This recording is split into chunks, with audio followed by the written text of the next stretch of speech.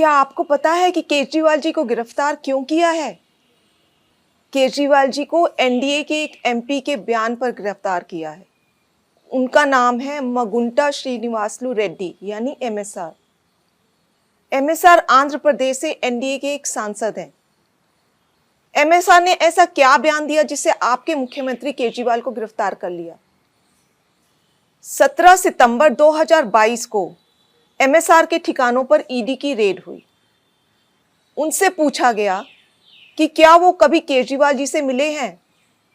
उन्होंने कहा, हाँ, मैं 16 मार्च 2021 को केजरीवाल जी से दिल्ली सचिवालय में उनके दफ्तर में मिला था।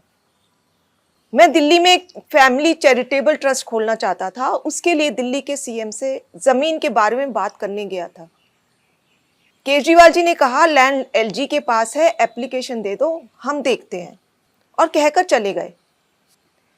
ईडी को एमएसआर का जवाब पसंद ही नहीं आया।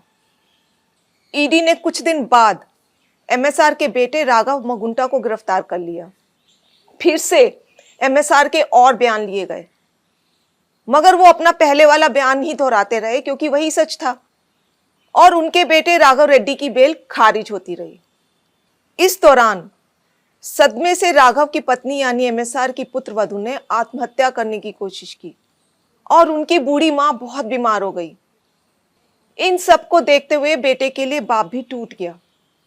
17 जुलाई 2023 को पिता एमएसआर ने ईडी में अपना बयान बदल दिया।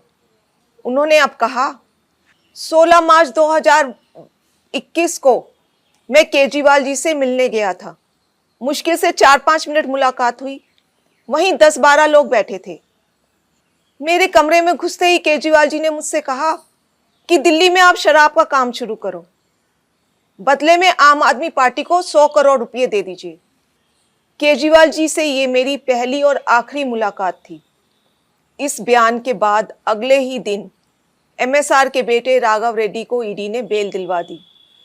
जाहिर है कि एमएसआर का यह बयान झूठा है। वे खुद कह रहे हैं कि यह उनकी केजरीवाल जी से पहली और आखिरी मुलाकात थी। 10-12 लोग वहां बैठे थे।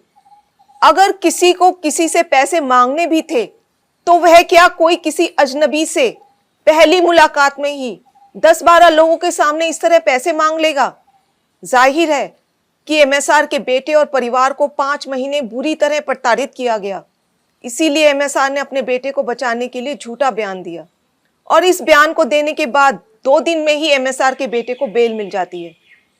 इन सब बयानों से एक बात तो साफ हो गई कि अपने बेटे को जेल से निकलवाने के लिए एमएसआर ने झूठा बयान दिया। कोर्ट ने भी केजरीवाल जी को बेल देते हुए यही माना कि ईडी ने बेल का लॉलीपॉप देकर बयान लिया बिना किसी सबूत के। आपके बेटे केजरीवाल जी को एक गहरे राजनीतिक षड्यंत्र का शिकार बनाया गया है। वो एक सामान्य पढ़े लिखे देशभक्त और कट्टर ईमानदार व्यक्ति हैं। यदि आज आप उनके साथ खड़े नहीं हुए तो इस देश में पढ़े लिखे ईमानदार लोग कभी राजनीति में नहीं आएंगे।